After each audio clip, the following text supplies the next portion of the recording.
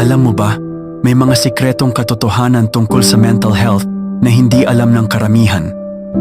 Fact 1. Ayon sa research, ang utak natin ay hindi naiiba sa katawan pagdating sa sugat.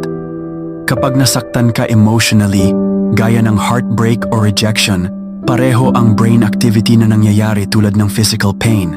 Fact 2. Overthinking is not just a habit, it's a sign of anxiety. Kapag hindi mo mapigilan ang pag-iisip ng mga what if, maaaring kailangan mo na ng emotional support. Fact 3. Maraming tao ang mukhang okay sa labas, pero pagod na sa loob. Kaya huwag basta-basta manghusga. Lahat tayo may kanya-kanyang laban. Fact 4. Healing takes time. Hindi instant ang pag-ayos ng mental health, pero bawat maliit na hakbang, gaya ng paghinga, pagtulog ng maayos, o pakikipag-usap, ay malaking progress